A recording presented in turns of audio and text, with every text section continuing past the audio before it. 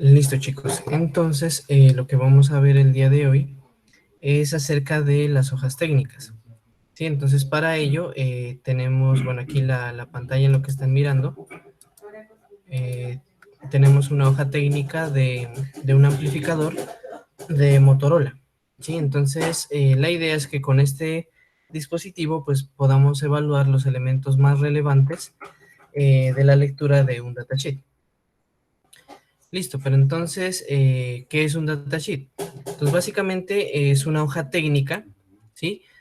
Donde nosotros, pues, podemos encontrar información de las características de un elemento, ¿sí? Donde se resume tanto el funcionamiento como otras características del mismo dispositivo. Eh, Listo. Entonces, ¿qué más les digo? Listo, entonces, pues dependiendo del fabricante, pues esta puede tener más o menos información, ¿sí? Pero la idea es que estos datasheets tengan el suficiente detalle para que pues pueda ser utilizado por un ingeniero, ¿sí? Pues o sea, para diseñar algún componente de un sistema o bueno, o diseñar ya técnicamente una placa como las que ya habíamos visto, las SBCs y los SOCs. Entonces, como pueden ver, comienza típicamente con una hoja introductoria, ¿sí? Donde se habla de la descripción del elemento, donde podemos ver, por ejemplo, bueno, cuáles son los elementos que se utilizan. Por ejemplo, en este caso es un amplificador operacional. Entonces, bueno, aquí habla de los usos, de cuáles son los puntos de entrada, rangos de entrada comunes de voltaje. Sí, una descripción general. Entonces, miren, aquí, bueno, tiene como en qué les digo, qué elementos se pueden utilizar, un rango, digamos, de voltajes, de corrientes, y para no quemarlo. También pues una primera vista de cómo luce el elemento, así como también una distribución de los pines, de la conexión. También pues otra, digamos, como también podemos ver, hay algunos elementos que, digamos, en la electrónica cambian de denominación dependiendo del fabricante o incluso, digamos, cuando se actualizan unos stocks, ¿sí? Esas denominaciones también cambian, ¿sí? O pues también hay el caso de que muchos elementos comparten la misma distribución de pines, aunque de pronto su función no sea la misma. Entonces, por ejemplo, tenemos el LM358, el LM258 y pues los otros dos que podemos ver allí. Además, digamos, ¿qué es lo que necesitamos buscar y, digamos, exactamente de toda esta información? Pues realmente, digamos, eso es lo que vamos a puntualizar el día de hoy. En la mayor medida, digamos, o en lo mejor podría ser que la hoja técnica contenga la mayor información posible, ¿sí? Porque como habíamos comentado, pues en el mejor de los casos, la hoja técnica pues va a estar en inglés, porque hay muchos elementos que, por ejemplo, pueden ser rusos, o japoneses, o italianos, bueno, en fin. Y pues de pronto como para darle un medio de globalización, entonces se adopta el idioma inglés. Como les digo, ese es el mejor de los casos. En otro caso, pues también puede haber que haya unas hojas técnicas que sean muy pobres en cuanto a la información, sí, que puedan contener a lo sumo una hoja o dos hojas, y de pronto la información que ellos proporcionan allí pues no sea concluyente o no sea demasiado útil para efectos de diseño. Pero entonces, ¿qué es lo que nosotros vamos a buscar o qué es lo que encontraríamos típicamente en un documento de este tipo? Entonces nosotros pues primero encontraríamos datos del fabricante, por ejemplo en este caso Motorola, el número y la denominación, que es lo que tenemos aquí, el serial, ¿sí? Tenemos también la lista con algunos formatos, con algunos códigos, descripción de las propiedades, descripción funcional, el esquema de las conexiones, que eso ya lo vamos a ver ahora, la parte de alimentación en cuanto a voltaje, corriente, el consumo, las condiciones de operación recomendadas, que de pronto eso también lo podemos ver, que hay unas condiciones incluso de temperatura, unas condiciones de humedad, sí, incluso aquí se aseguran unas condiciones de almacenamiento. También tenemos, bueno, podemos encontrar los esquemas, el tamaño del dispositivo, algunos diseños de circuitos donde se puede probar el funcionamiento del mismo, y pues en algunos casos también información acerca de las normas de seguridad y el uso. Sí, entonces, bueno, eso como rasgos principales. Entonces, bueno, entonces, ¿cómo entramos a leer esta hoja técnica? Sí, entonces aquí pues ya pasamos al límite de lo que ya han sido los LEDs, los potenciómetros, algún otro tipo de elemento. Sí, por ejemplo, acá ya vemos elementos que pueden tener 8 patas, 16 patas, 32 patas. Sí, que de pronto eso ya requiere un poco más de detalle. Pero principalmente de estos elementos vamos a encontrar o vamos a encontrar las hojas técnicas que se resalta este elemento como el que tenemos aquí, o sea, lo que son los microprocesadores, los circuitos integrados como tal. ¿Sí? Entonces, listo. Entonces, si ustedes tienen alguna duda, digamos, con respecto a algún elemento y quieren, pues, buscar su hoja técnica, pues bastaría con poner en Google, pues, el nombre del dispositivo, seguido de la palabra datasheet. Sí, y con eso, pues, ya Google les entregará la documentación disponible acerca del dispositivo. Como les digo, idealmente eso se va a estar en inglés. ¿Sí? Si ustedes aspiran de pronto a buscar algún elemento y buscar su hoja técnica en español, pues de pronto es un poco perder el tiempo porque muy difícilmente la van a encontrar. A menos, claro, que sea algún dispositivo, pues, de alguna empresa de habla hispana o latinoamericana. Sí, pero en general, como les digo, si ya encuentran un primer resultado en idioma inglés, váyanse con ese. Listo, entonces, como les decía, puede contar de 2 a 3 hojas. Aquí en el ejemplo en el que estamos revisando, pues este tiene 8 hojas.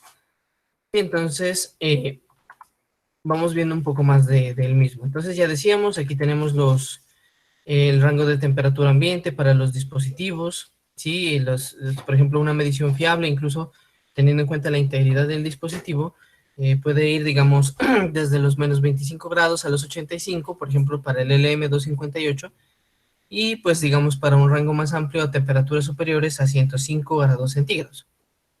Aquí pues tenemos otra tabla un poco más completa acerca de las características eléctricas, donde además podemos diferenciar no únicamente el valor de voltaje, eh, sino también los valores mínimos y máximos que puede tomar. Si nosotros vemos aquí en la parte izquierda, tenemos que el rango de voltaje está de 5 a 30 voltios, ¿sí? Podemos ver que su temperatura ambiente es de 25 grados centígrados y que además algunos parámetros que se denominan aquí, pues que eso ya es para diseño, por ejemplo el VIC, el VCC, el voltaje de salida, que este sí es importante también, y el valor de resistencia. Sí, que a veces, como comentábamos, se requiere unas resistencias o unas etapas para filtrado o protección del mismo circuito. Pues miren, aquí tenemos de cada uno de los integrados que, a pesar de que comparten la misma, digamos, la misma distribución de pines, algunas de sus características de funcionamiento sí varían. Entonces, eso lo podemos consultar en esta tabla. Bueno, aquí entonces tenemos cómo está distribuido o internamente este circuito. Entonces, si ustedes recuerdan de su curso de digitales, aquí hay algunas convenciones y pues también de lo que hemos visto ahorita en el curso de principios de hardware. Entonces ahí tenemos una asignación de cómo es una fuente de voltaje, cómo están las tierras y pues aquí, digamos, cómo está el amplificador operacional. Aquí pues tenemos un diagrama de cómo está, digamos, construido a nivel circuital esas etapas de amplificación, ¿sí? A través ¿qué les digo? De transistores, ¿sí? Digamos, cómo se distribuyen y cómo se conectan entre sí, pero pues digamos eso, pues para efectos de diseño no es una información, digamos, que sea muy relevante. Aquí pues podemos ver una asignación de respuesta digamos, del funcionamiento de este dispositivo, que esas curvas también son importantes, así como lo son estas. Por ejemplo, aquí ustedes pueden encontrar estas gráficas similares para el caso de los sensores, a fin de que ustedes identifiquen allí las curvas de operación, por ejemplo, para el caso del sensor de gas, que ustedes pueden ver que hay sensores que miden más de un tipo de gas. Entonces, a través de sus curvas características y pues de las mediciones que ustedes hagan, se pueden dar cuenta cuál es el valor que están midiendo, o de mejor dicho, de qué variable están midiendo, para que procedan a hacer los respectivos ajustes con resistencias y con demás elementos de adaptación. Sí, o incluso que los mismos sensores pues ya cuentan internamente con potenciómetros que se pueden utilizar para ese propósito de calibración que habíamos hablado la clase pasada. Listo, entonces aquí pues como ya mencionaba también, existen algunos circuitos que podemos encontrar para probar el dispositivo. Por ejemplo, aquí tenemos como el uso de este amplificador en un circuito que utiliza como un comparador de voltaje de referencia. ¿Sí? Entonces aquí aparecen las conexiones, los voltajes y los valores de resistencia o cómo se puede poner esto para poner en funcionamiento este circuito de voltaje de referencia. Aquí, por ejemplo, tenemos el uso de este dispositivo para un oscilador en puente de bridge, ¿sí? En la configuración Wine Bridge. Acá abajo, por ejemplo, tenemos utilizar este circuito como un amplificador diferencial de alta impedancia. También tenemos un comparador con histéresis, ¿sí? Igual estos son circuitos, como les digo, para probar el funcionamiento y la autonomía del dispositivo. Incluso, pues, digamos, si de ser necesario que ustedes necesiten, por ejemplo, digamos, comparador de alta impedancia, entonces aquí, en el mismo datasheet, ya van a encontrar la forma de cómo conectar y para diseñar ese tipo de circuitos. Aquí pues entonces tenemos ya las características, digamos, en cuanto a tamaño, distancia de los pines, ¿sí? El número de pines también, en la escala de milímetros, digamos esto como les digo, para efectos de diseño, para saber cuánto espacio va a ocupar en mi tarjeta, ¿cierto? Aquí pues también, uy, no, ya estamos aquí. Listo, entonces aquí podemos encontrar pues el número de pines que digamos aquí están, bueno, son en este caso 8. Sí, entonces aquí podemos encontrar ya dependiendo de sus características eh, cuáles son los de voltaje y cuáles son los de amplificación. ¿Cierto? Entonces miren, aquí en este diagrama donde es el pin de conexión, aquí podemos encontrar eso. Como nos damos cuenta en este circuito, el LM258 cuenta con dos amplificadores operacionales. ¿Sí? De donde, por ejemplo, el pin 8 es el pin de voltaje y el pin 4 es el pin de tierra. ¿Sí? Si ustedes recuerdan del curso de digitales, cuando hablamos de las compuertas, siempre tenía que ir conectado una fuente de voltaje y una fuente, bueno, y la parte de tierra para su funcionamiento. Y si ustedes recuerdan aquí, bueno, si le hacemos un poco de zoom, ¿cierto? Aquí tenemos, como habíamos visto en la parte de compuertas también, distinguir cuáles son las entradas y cuáles son las salidas, ¿cierto? Entonces, en este caso, este amplificador, si nos vamos por la parte del amplificador A, tendríamos entonces que los pines 2 y 3 son las entradas y el pin 1, ¿sí? Es la salida, ¿sí? Entonces, es la forma de cómo nosotros identificamos cómo vamos a conectar estos elementos. Entonces, chicos, no sé si hasta ahí hay alguna pregunta, alguna duda.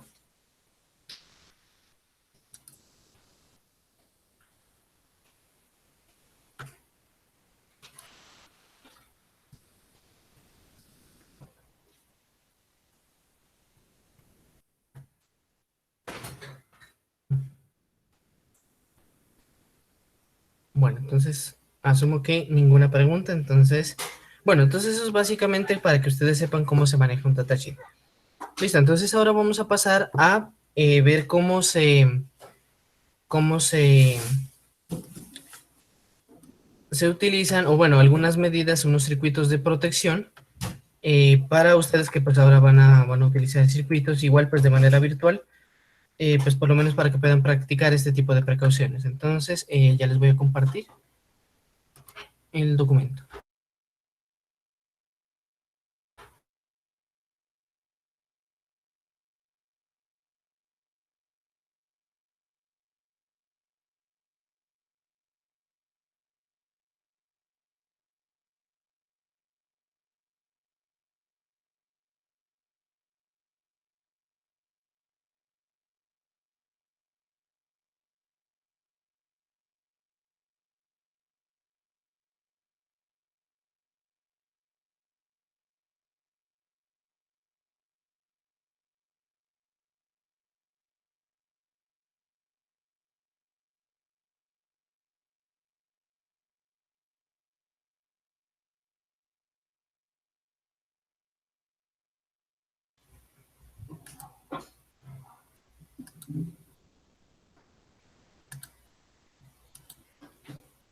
Listo, chicos, ¿me confirman si pueden ver la pantalla?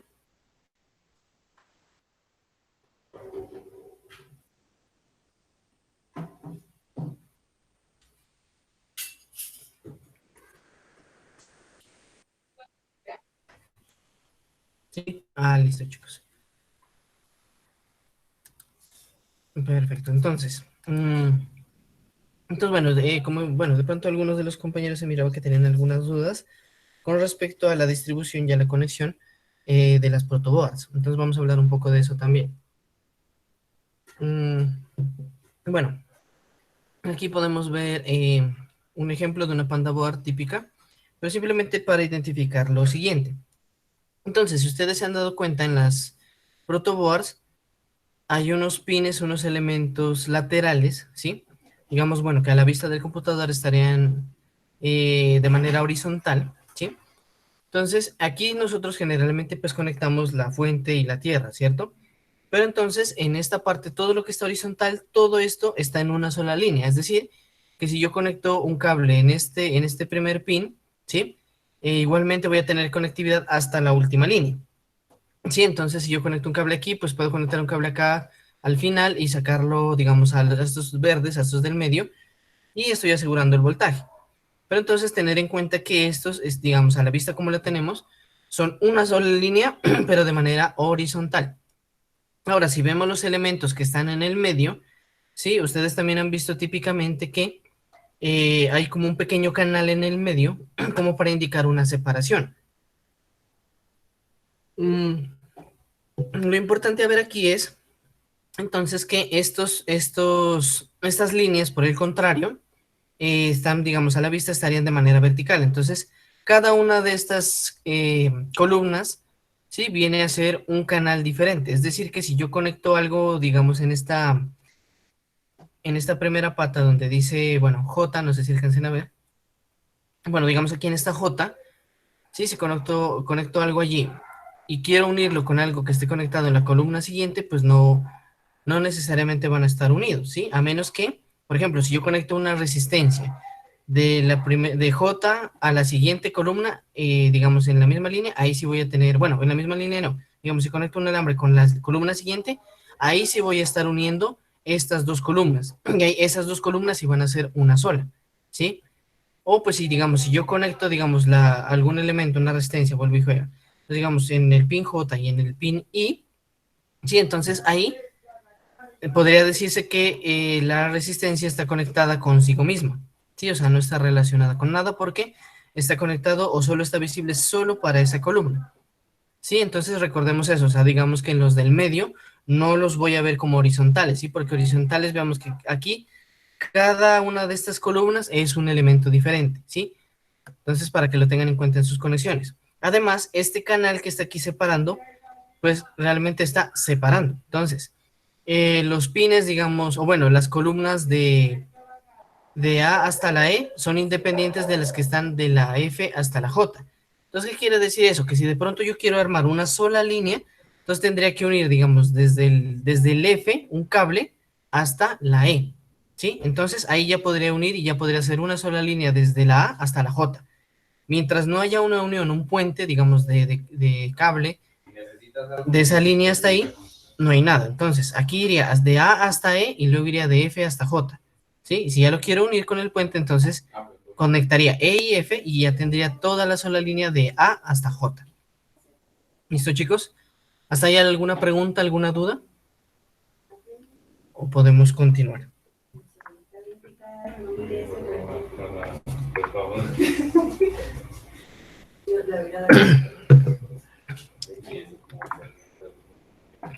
Continúa, profe. Vale, perfecto. Listo, entonces aquí pues también vamos a encontrar de pronto convenciones acerca de ciertos términos que ustedes pues pueden encontrar tanto en la literatura, en las hojas técnicas o incluso en las características de los dispositivos que ustedes entren a utilizar. Sí, incluso digamos en tarjetas como Arduino, en la Raspberry, ustedes van a encontrar estas convenciones también. Entonces miren, probablemente se encuentren con esto, digamos lo que es Bain. Entonces aquí hace referencia por su sigla en primera instancia a un voltaje, ¿cierto? Pero es un voltaje que se conecta externamente, sí, al voltaje que proporciona la tarjeta. Sí, entonces, como vimos, por ejemplo, en ese datasheet, hay muchas tarjetas, muchos dispositivos que soportan un amplio rango de voltaje, ¿sí? Por ejemplo, como les mencionaba el Arduino, que a pesar de que su alimentación está dada, digamos, a 5 voltios, uno puede conectarle fuentes de 7 voltios a 12 voltios sin dañar la autonomía del sistema.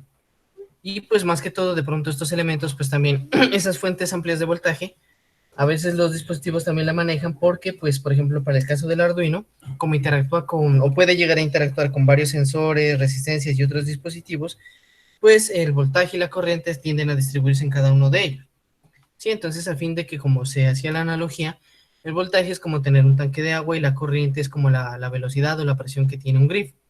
Entonces, digamos, a mayor voltaje o a mayor capacidad del tanque, pues voy a poder brindar más capacidad a distintos elementos que estén conectados. Sí, sin que ésta sufra, pues digamos, disminución o algún otro tipo de limitante. Listo, entonces tenemos por otro lado ahora lo que es el VCC o VDD. Sí, entonces el VCC es otro tipo de voltaje que ese sí hace referencia a un tipo de voltaje interno, autorregulado. Sí, que digamos que ya saca los componentes de la tarjeta. Sí, por ejemplo, ustedes han visto también el Arduino que tiene unos pines que sacan 5 voltios y 3.3 voltios. Entonces, como les digo, eso ya después de la alimentación de la tarjeta, ella internamente saca otros voltajes, como los pines que vemos ahí. Entonces, esos ya los podemos encontrar o denominar con convenciones como VCC o VDD. De otra parte tenemos pues la que ya hemos utilizado bastante, lo que es la tierra o ground o GND. Sí, entonces como ya vimos también pues hace referencia a los 0 voltios o pues a la tierra, ¿cierto? Y que incluso en algunos casos también se considera como un pin negativo, bueno, una fuente de voltaje negativo, pero en algunos casos.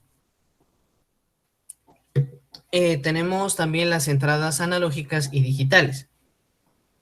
Sí, entonces también la tarjeta pues puede tener varios pines analógicos, varios pines digitales. Y pues como también ya hemos hablado al respecto, son utilizados para el manejo de dispositivos analógicos, ¿sí? En condiciones, pues digamos, que la medida lo requiera. Entonces, por ejemplo, digamos, podemos tener un sensor de temperatura que pues puede producir de 0 a 5 voltios, que pues digamos caracterizando, puede corresponder a la escala de 0 a 100 grados centígrados. Sí, que eso también se tiene que mirar en las hojas técnicas. Sí, entonces, por ejemplo, como yo les mencionaba, está el sensor de DHT11 y el DHT22, que mientras que el DHT11 tiene un rango de hasta los 50 grados centígrados de medición, entonces digamos los 0 a 5 voltios van a estar escalados en ese rango. Y el DHT22 pues va a estar escalado en 0, de 0 a 80.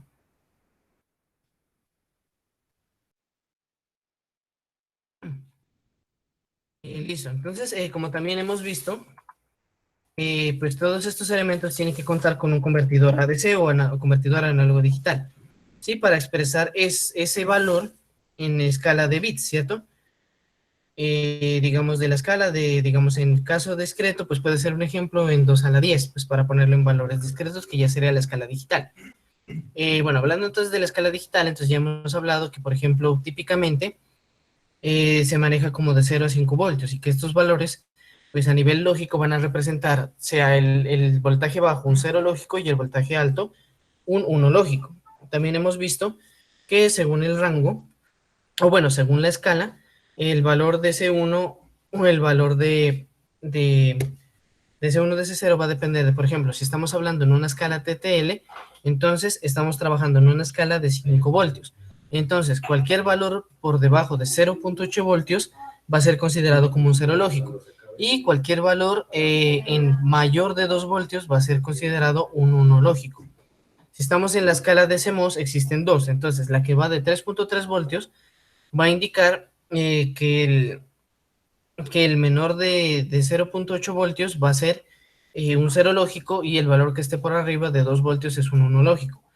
Para el caso de 1.8 voltios, entonces cualquier valor que esté por debajo de 0.6 voltios es un cero lógico y cualquier valor que esté por encima de 1.2 voltios es un 1 lógico. ¿Listo? Bueno, entonces aquí pues tenemos el gráfico de cómo se vería eso, digamos, hablando en la escala lógica, ¿no? De ceros y unos, o pues lo que sería, digamos, aquí, digamos, lo que sería un 0 voltios o un 5 voltios. ¿Listo?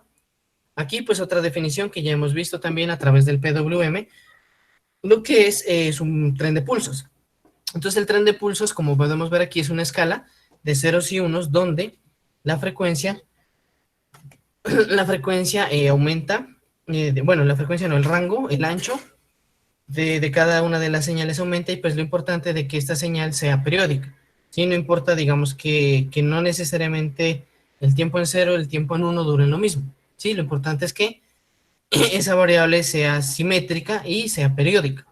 O sea que lo que dura, digamos, el tiempo, digamos, que sea repetitivo, no importa que sea diferente. ¿Listo?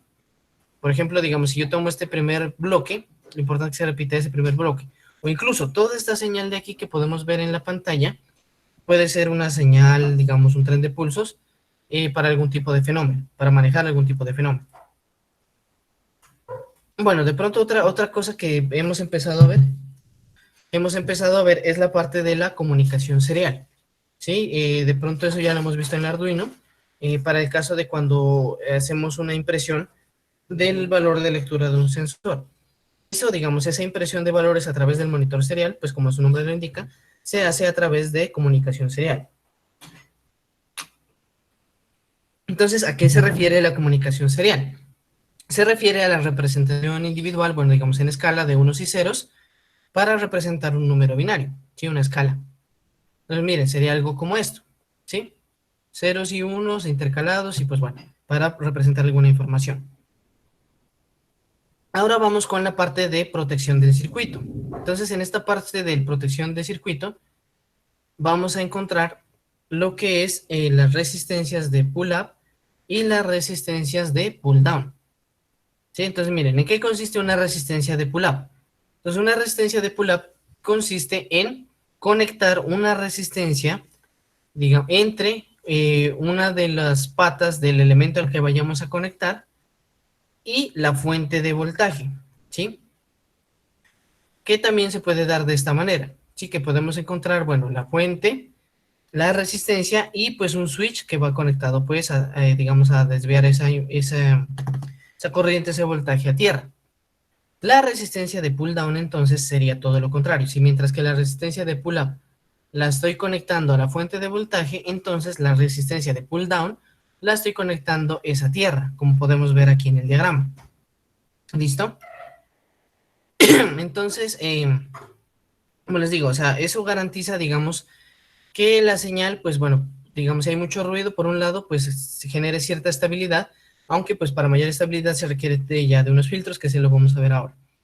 Y pues digamos que de pronto este tipo de variaciones, principalmente o sobrevoltajes o bajones de voltaje, no afecte significativamente el funcionamiento de alguno de los dispositivos a los que tengamos conectados, ¿sí? Entonces, bueno, a ver, veamos por aquí. Listo, entonces, por ejemplo, un uso muy común, digamos, de esta resistencia de pull-up o pull-down, lo podemos encontrar cuando queremos conectar, por ejemplo, un pulsador o un switch. Si ustedes se dan cuenta, cuando ustedes presionan un switch, ¿sí? Realmente se produce un cambio brusco, ¿no? En voltaje y en corriente, ¿sí? Porque están abriendo y cerrando un switch, o sea, digamos, es como cuando ustedes tienen cuidado, por ejemplo, de conectar algún electrodoméstico, ¿sí? Porque eso se da, pues, muy rápido y de manera muy brusca, como les repito. Entonces, la idea, por ejemplo, como vimos acá en el diagrama, es que esa resistencia, o bueno, esa variación de corriente, sí, que puede afectar la entrada del circuito, se desvíe o se consuma, digamos, a través de la resistencia y no directamente a nuestro dispositivo. ¿Listo? Pero entonces hay que tener en cuenta pues ciertas características, ¿no? Como para ver cuáles son los valores que yo debería colocar en esas resistencias, ¿cierto? Pues teniendo en cuenta que pues no vaya a ser una corriente que de pronto sea demasiado alta, demasiado baja, para que pues pierda el efecto de protección. Entonces miren, por ejemplo, uno puede encontrar para estas resistencias de pull up y pull down, típicamente valores de resistencia entre 1 kiloohmio y 10 kiloohmios, ¿sí? Para eso, porque digamos, recordemos que hay una relación entre el voltaje, la corriente y la resistencia, ¿cierto?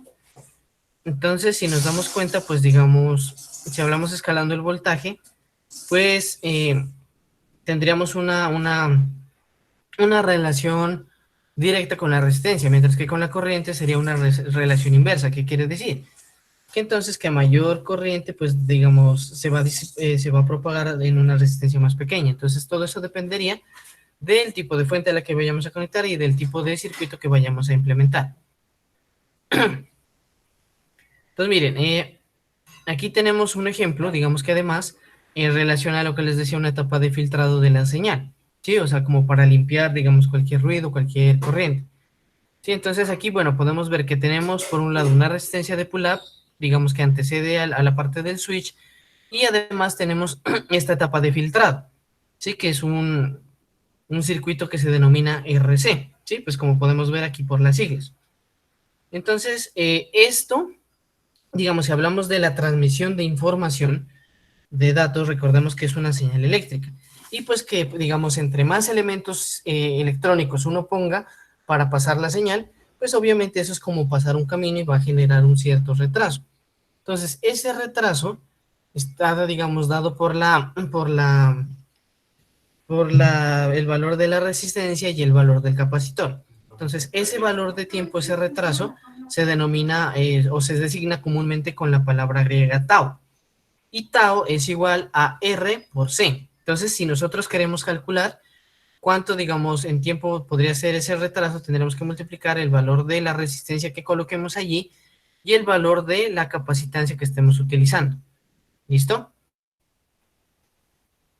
Bueno, aquí tenemos entonces algunos otros tipos de circuitos de protección que sirven como para el efecto del mismo propósito, la protección de los circuitos. Entonces, para este primer caso, tenemos un diodo, que como bien ustedes saben, también actúa como una especie de switch, ¿sí? Porque, digamos, bueno, supongamos, digamos, un diodo de 0.7 voltios. ¿Qué quiere decir? Que cualquier valor que esté por debajo de 0.7 voltios no va a pasar. Ese es un voltaje que se denomina voltaje de umbral. Entonces, una vez que ese voltaje umbral se supere, ¿sí? Entonces, este voltaje que está aquí, ¿sí? Va a pasar hacia la salida a través de esta resistencia. Lo mismo, ¿sí? Que aquí, que en este voltaje, digamos, bueno, en esta salida, todo, digamos, se va a desviar hacia tierra, o se va a aterrizar. Acá tenemos otro caso, por ejemplo, donde tenemos un transistor, que de igual manera, pues se puede, digamos, regular a fin de que, pues, poniendo cierto voltaje, pues se obtenga cierto voltaje de salida en el emisor y en el colector, ¿sí? Para que lo tengamos en cuenta. Entonces, miren, para este tipo de circuitos, cuando ya utilizamos diodos y demás, los valores típicos ya de la resistencia ya son más pequeños. Ya son valores de 100 a 300 ohmios. ¿Listo? Bueno, entonces eso principalmente, como para que lo tengan en cuenta para efectos de cuando hagan sus montajes. Sí, de pronto, ojalá, pues cuando ya pasemos esta coyuntura, para que sea una información de utilidad, cuando ya hagan sus montajes reales. ¿Listo? Entonces, no sé si tengan alguna pregunta, alguna duda hasta allí.